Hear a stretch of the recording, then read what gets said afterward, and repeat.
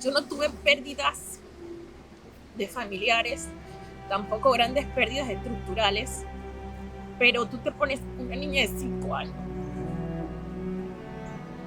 Yo conozco gente que perdió papá, perdió una parte de su cuerpo, perdió su casa. Eran menores que yo, o igual que yo, en la zona del conflicto. ¿Conoces la historia del 20 de diciembre de 1989?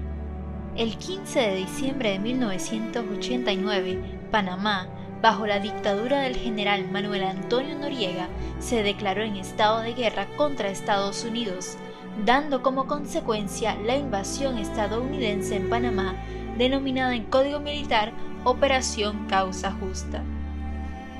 Esta fue una acción militar del ejército de los Estados Unidos llevada a cabo entre el 20 de diciembre de 1989 y el 3 de enero de 1990.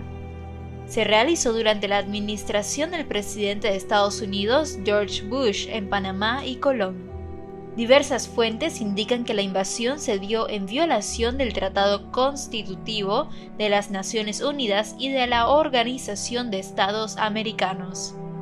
La acción militar estadounidense tenía como propósito desmantelar a las fuerzas de defensa de Panamá y capturar al dictador militar Manuel Antonio Noriega, quien era requerido por la justicia estadounidense por los delitos de extorsión y narcotráfico.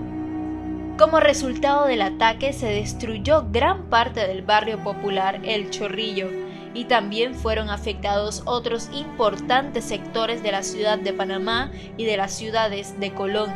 Además, se produciría un número indeterminado de muertos civiles y militares. Existen diversos informes que indican que se cometieron varios crímenes de guerra.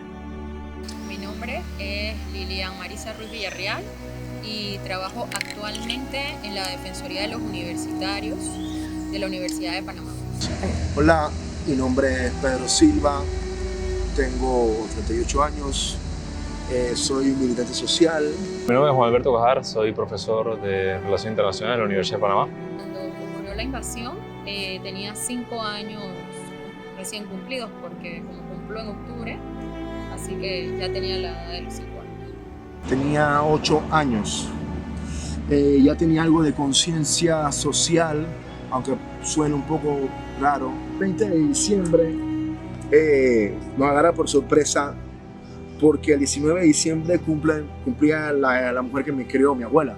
Mi papá, digamos que tuvo sus ideas, incluso él dice que sus primeras ideas las sintió luego de la agresión norteamericana del 9 de enero. Y eso fue reforzando un sentimiento nacionalista, pero también de ese sentimiento en contra de esta política que tienen los Estados Unidos contra Panamá, pero que tampoco es solo contra Panamá, sino contra muchos de los países del resto del continente de nuestra Vía Yala. Teniendo en cuenta la historia latinoamericana, que cada vez que se dan estas situaciones donde hay una inestabilidad política, sobre todo también de conflictos armados o golpes de Estado, mi papá decide sacarnos del hogar en la madrugada, previendo que pudiera haberse dado cualquier represalia tipo cazadera de brujas, como sucedió en Chile. Sí celebrábamos el cumpleaños de mi abuela como algo grande y para mí era algo muy especial. Entonces ese 20 de diciembre ya veníamos escuchando sobre lo que podía ser una invasión a Panamá. Eso se venía escuchando, esa palabra invasión. A mí me tocó ver a mi papá desde la casa donde nos llevó de un tío cercano. Nosotros vivíamos en Don Bosco. A nosotros nos despertaron los bombardeos a lo que fue el aeropuerto viejo, que le llamaban. Y eso fue lo que nos despertó en la madrugada.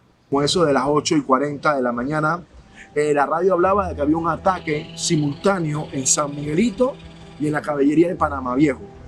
Pero todavía el helicóptero no había llegado. Posteriormente, a los minutos o segundos, pasa un helicóptero Apache disparando contra las casas. O sea, disparando a la loma, al Cerro del Cristo. Yo estaba un poco más, digamos que en ese momento no, tenía 5 años, no entendía el movimiento de la casa, mi mamá recogiendo algunas cosas de la alacena, la comida, la ropa, los juguetes, porque nos habían comprado unos juguetes próximos antes de Navidad. Y mi hermano sí lloraba porque él ya tenía el conocimiento de lo que era una guerra.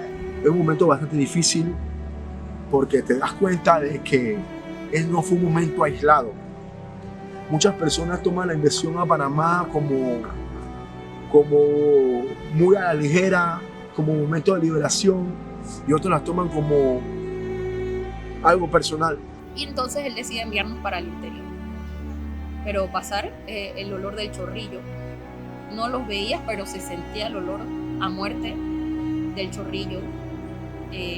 Yo recuerdo una tanqueta por Río Hato, que el cañón cerraba el paso y el continuar era que se moviera el cañón de la tanqueta. Bueno, la invasión del 20 de diciembre tiene muchas lecturas, ¿no? La lectura jurídica es que lo que ocurrió es evidentemente una violación del derecho internacional. Es decir, hubo la ocupación de un país sobre otro, violando su soberanía, cometiendo violaciones a los derechos humanos y otra serie de atropellos que jurídicamente son inaceptables dentro del derecho internacional.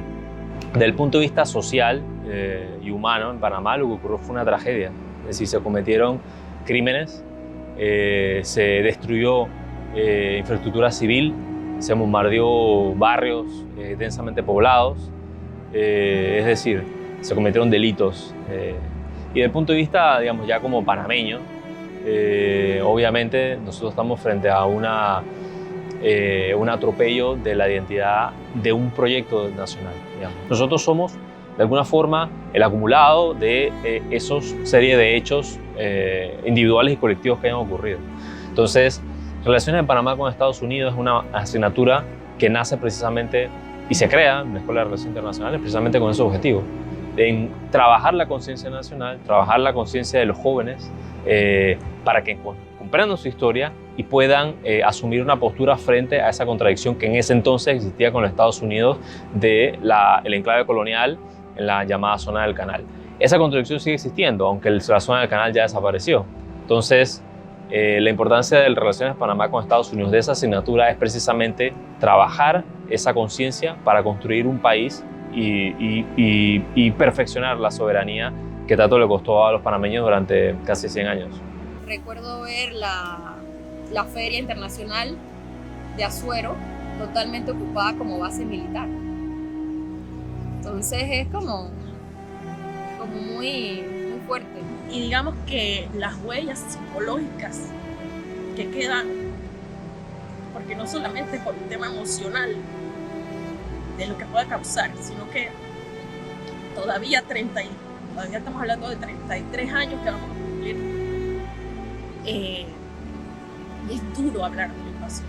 Entonces, hay una política deliberada por parte de los gobiernos con invasión de no querer contar esa historia, de querer olvidarla, pasar esa página y por tanto negarle a los jóvenes la posibilidad de entenderse a sí mismos y entender realmente no solamente lo que ocurrió en esos fatídicos años, sino también comprender la actualidad, la violencia, por ejemplo, que se vive, el tema de las pandillas, la presencia del narcotráfico, el fracaso del punto de vista económico que ha tenido Panamá, la desigualdad creciente, todo eso, para poder comprenderlo actualmente hay que entender la invasión. Si tú tienes a un pueblo que no conoce su historia, no tiene esa conciencia, es más difícil de controlar. Perdón, es más fácil de dominar ese pueblo. Si tú permites, digamos, no permites que tenga esa conexión con su historia. Dice así, de alguna manera eso me llevó a estudiar Derecho y bueno, posteriormente trabajar en un área que pues tuve la fortuna de estar trabajando, que tiene que ver con la defensa de los derechos y obviamente de los estamentos tanto docentes, estudiantiles y administrativos de la Universidad de Panamá por el cumplimiento de la ley, de la norma. Pero obviamente faltan muchas cosas para avanzar, no solamente aquí en la universidad, que sí debe ser un ejemplo en respeto de los derechos humanos, pero también en nuestra sociedad hacia afuera, ¿no? Bueno, yo creo que más bien yo creo que a los jóvenes yo no tendría que decirles, digamos, qué tendría que hacer, sino más bien darles la oportunidad para que ellos escuchen la información, conozcan esa parte de la historia nacional que no la han visto y a partir de eso llegan a sus propias conclusiones. Yo creo que ese sería el primer mensaje, darle la oportunidad a los jóvenes a que ellos decidan por sus propios medios, pero dándoles esa información, dándoles la oportunidad de que escuchen otro punto de vista. Yo creo que ahí, cuando ves tu país ocupado, cuando entiendes el suceso y cuando entiendes que no es una política aislada, porque Panamá no es el único país que ha sufrido la invasión por parte de los Estados Unidos, que todo es bajo el discurso de la defensa de la democracia, la libertad y los derechos humanos, pero es todo lo contrario. Y no solamente es el caso de Panamá, es el caso de muchos de los países de nuestra América Latina y del mundo.